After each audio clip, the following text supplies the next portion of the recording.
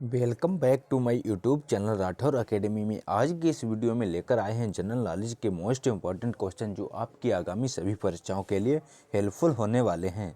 चलिए दोस्तों, लेते हैं आज का पहला प्रश्न। पहला प्रश्न है, जय हिंद का नारा किसने दिया था? बताइए दोस्तों, जय हिंद का नारा किसने दिया था? Option A Subhash Chandra Bose, option B Mahatma Gandhi ने, ऑप्शन सी मोतीलाल नेहरू ने, ऑप्शन डी इनमें से कोई नहीं। तो इसका राइट आंसर है फ्रेंड्स सुभाष चंद्र बोस। जय हिंद का नारा सुभाष चंद्र बोस जी ने दिया था। इसका ये ऑप्शन सही हो जाएगा। अगला प्रश्न है, किसने कहा था तुम मुझे खून दो मैं तुम्हें आज़ादी दूंगा? बताइए दोस्तों, किसने कहा था तुम मुझे खून दो मैं तुम्हें आज़ादी दूंगा? तो इसका राइट आंसर है फ्रेंड्स सुभाष चंद्र बोस। इसका डी ऑप्शन करेक्ट हो जाएगा। सुभाष चंद्र बोस जी ने कहा था तुम मुझे खून दो मैं तुम्हें आज़ादी दूंगा। अगला प्रश्न है, देश बंधु की उपाधि संबंधित है। बताइए दोस्तों, देश बंधु की उपाधि किसे दी गई थी? Option A B R Ambedkar, option B Bipin Chandra Pal, option C Rabindranath Tagore, option D Chittaranjan Das. तो इसका right answer friends Chittaranjan Das. इसका डी ऑप्शन करेक्ट हो जाएगा। देश बंधु की उपाधि चित्तरंजन दास जी को दी गई थी। अगला प्रश्न है, सुभाष चंद्र बोस ने सिंगापुर में दिल्ली चलो का नारा दिया। बताइए दोस्तों, सुभाष चंद्र बोस ने सिंगापुर में दिल्ली चलो का नारा दिया। तो इसका राइट आंसर है फ्रेंड्स 1943। 1943 में सुभाष चंद्र बोस ने सिंगापुर में दिल्ली चलो का नारा दिया था। इसका बी ऑप्शन करेक्ट हो जाएगा। अगला प्रश्न है, गांधी इरविन समझौता किससे संबंधित है? बताइए दोस्तों, गांधी इरविन समझौता किससे संबंधित है? ऑप्शन है सविनय अवज्ञा आंदोलन, ऑप्शन बी असहयोग खिलाफत आंदोलन, option C Rowlatt act, option D भारत छोड़ो आंदोलन। तो इसका राइट आंसर फ्रेंड्स सविनय अवज्ञा आंदोलन। इसका ए ऑप्शन करेक्ट हो जाएगा। गांधी इरविन समझौता सविनय अवज्ञा आंदोलन से संबंधित है। अगला प्रश्न है, महात्मा गांधी को सर्वप्रथम राष्ट्रपिता किसने कहा था? बताइए दोस्तों, महात्मा गांधी जी को सर्वप्रथम राष्ट्रपिता किसने कहा? Option A Vallabh Bhai Patel, option D JL Nehru, option C Subhash Chandra Bose, option D Chandrashekhar Azad. तो इसका right answer friends Subhash Chandra Bose. Subhash Chandra Bose ji ने महात्मा गांधी को सर्वप्रथम राष्ट्रपिता की उपाधि दी थी। तो इसका सी ऑप्शन करेक्ट हो जाएगा। अगला प्रश्न है, कायदे आज़ाद किसे कहा जाता है? बताइए दोस्तों, कायदे आज़ाद किसे कहा जाता है? तो इसका right answer friends Mohammad Ali Jinnah. Mohammad Ali Jinnah को कायदे आज़ाद कहा जाता है। इसका ए ऑप्शन सही हो जाएगा। अगला प्रश्न है, चौरी चौरा नाम से प्रसिद्ध स्थल कहाँ है? बताइए दोस्तों, चौरी चौरा नाम से प्रसिद्ध स्थल कहाँ है? Option A Gorakhpur, option B Agra, option C Allahabad, option D Lucknow. तो इसका right answer friends Gorakhpur. Chauri Chaura नामक स्थान गोरखपुर में है। इसका ए ऑप्शन करेक्ट हो जाएगा। अगला प्रश्न है, किसने कहा मध्य रात के टकोर पर जब संसार सोता है भारत अपने जीवन व स्वतंत्रता के लिए जाग उठेगा?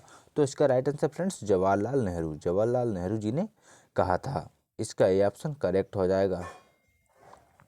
अगला प्रश्न है, who lives if India die किसकी उक्ति है? बताइए friends, who lives if India die किसकी उक्ति है? तो इस उक्ति है पंडित जवाहरलाल नेहरू। इसकी ये ऑप्शन करेक्ट हो जाएगा। अगला प्रश्न है, पंजाबी भाषा किस लिपि में लिखी जाती है? बताइए फ्रेंड्स, पंजाबी भाषा किस लिपि में लिखी जाती है? देवनागरी में, सिंधी में, गुरुमुखी में, इनमें से कोई नहीं। तो इसका सी ऑप्शन करेक्ट हो जाएगा, गुरुमुखी में। पंजाबी भाषा गुरुमुखी लिपि में लिखी जाती है। इसका सी ऑप्शन करेक्ट हो जाएगा। अगला प्रश्न है, किस लिपि को सभी लिपियों का जन्मदाता कहा जाता है? बताइए फ्रेंड्स, किस लिपि को सभी लिपियों का जन्मदाता कहा जाता है? तो इसका right answer friends Brahmi. Brahmi लिपि को सभी लिपियों का जन्मदाता कहा जाता है। इसका बी ऑप्शन करेक्ट हो जाएगा। अगला प्रश्न है, किस काल की लिपि को चित्रकार लिपि कहा जाता है? बताइए फ्रेंड्स, किस काल की लिपि को चित्रकार लिपि कहा जाता है? तो इसका ए ऑप्शन करेक्ट हो जाएगा। सिंधु काल की लिपि को चित्रकार की लिपि कहा जाता है। अगला प्रश्न है, जैन सूत्र में कितनी लिपियों का उल्लेख है? बताइए फ्रेंड्स, जैन सूत्र में कितनी लिपियों का उल्लेख है? तो इसका ऑप्शन 18 करेक्ट हो जाएगा। जैन सूत्र में कितनी लिपियों का उल्लेख है? तो ऑप्शन सी 18। इसका सी ऑप्शन करेक्ट हो जाएगा। अगला प्रश्न है, बौद्ध ग्रंथ ललित विस्तार में कितनी लिपियों का उल्लेख है? बताइए फ्रेंड्स, बौद्ध ग्रंथ ललित विस्तार में कितनी लिपियों का उल्लेख है? तो इसका ऑप्शन डी 89 करेक्ट हो जाएगा। बौद्ध ग्रंथ ललित विस्तार में 89 लिपियों का उल्लेख है। ऑप्शन डी सही हो जाएगा। अगला प्रश्न है, अशोक के शिलालेखों की क्या लिपि है? बताइए फ्रेंड्स, अशोक के शिलालेखों की क्या लिपि है? देवनागरी लिपि, गुरुमुखी या खरोष्टी या ब्राह्मी? तो इसका right answer friends D Brahmi. Ashok के शिलालेखों में ब्राह्मी लिपि है, उसका डी ऑप्शन करेक्ट हो जाएगा। अगला प्रश्न है, भारत की तीसरी सर्वाधिक बोले जाने वाली भाषा है। बताइए फ्रेंड्स, भारत की तीसरी सर्वाधिक बोली जाने वाली भाषा है, तो इसका right answer friends Telugu. Telugu Bharat की सर्वाधिक तीसरी बोली जाने वाली भाषा है, तो इसका ये ऑप्शन करेक्ट हो जाएगा। अगला प्रश्न है, चोल शासकों की भाषा क्या थी। बताइए फ्रेंड्स, चोल शासकों की भाषा क्या थी, तो इसका right answer friends Tamil. Chola शासकों की भाषा तमिल थी, इसका ये ऑप्शन करेक्ट हो जाएगा।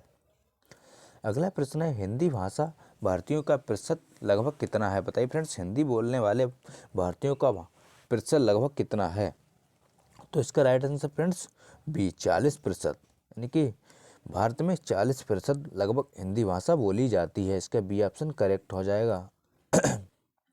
अगला प्रश्न है, भारतीय भाषाओं में हिंदी के बाद विश्व की कौन सी भाषा अधिकतम बोली जाती है।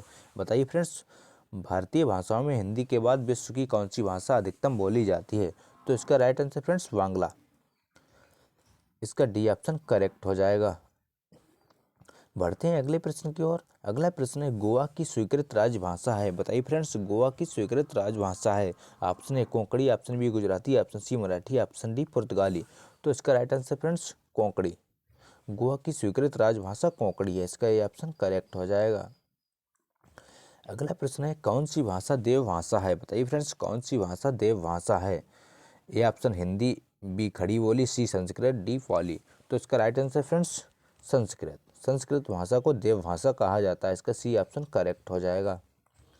अगला प्रश्न है, भारत का प्राचीन भाषा है। बताइए फ्रेंड्स, भारत की प्राचीन भाषा है। Option A Sanskrit, option B Hindi, option C Pali, option D Prakrit, तो इसका ए ऑप्शन करेक्ट हो जाएगा संस्कृत। भारत की प्राचीन भाषा संस्कृत है, इसका ए ऑप्शन सही हो जाएगा।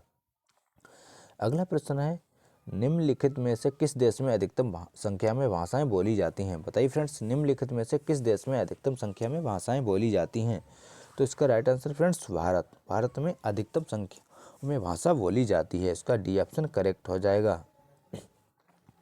अगला प्रश्न है, केंद्रीय भारतीय भाषा संस्थान स्थित है। बताइए फ्रेंड्स, केंद्रीय भारतीय भाषा संस्थान कहाँ स्थित है। Option A Mysore, option B Hyderabad, option C Varanasi, option D Ujjain, तो इसका राइट आंसर फ्रेंड्स मैसूर। केंद्रीय भारतीय भाषा संस्थान मैसूर में स्थित है, इसका ए ऑप्शन करेक्ट हो जाएगा। अगला प्रश्न है, राष्ट्रीय साक्षरता मिशन की शुरुआत कब हुई। बताइए फ्रेंड्स, राष्ट्रीय साक्षरता मिशन की शुरुआत कब हुई थी। 1900 में, 1988 में, 1999 में, तो इसका राइट आंसर फ्रेंड्स 1988 में। राष्ट्रीय साक्षरता मिशन की शुरुआत 1988 में हुई थी, इसका बी ऑप्शन करेक्ट हो जाएगा। अगला प्रश्न है, नवोदय विद्यालय में दाखिला किस कक्षा में होता है। बताइए दोस्तों, नवोदय विद्यालय में दाखिला किस कक्षा में होता है, तो इसका राइट आंसर फ्रेंड्स छठी, यानी कि छठी कक्षा में नवोदय विद्यालय में दाखिला होता है, इसका सी ऑप्शन करेक्ट हो जाएगा। तो ये थे दोस्तों आज के मोस्ट इंपॉर्टेंट क्वेश्चन। अगर वीडियो अच्छा लगा हो तो लाइक करें, चैनल को सब्सक्राइब करें और दोस्तों के साथ शेयर करना ना भूलें। थैंक यू, जय हिंद, वंदे मातरम।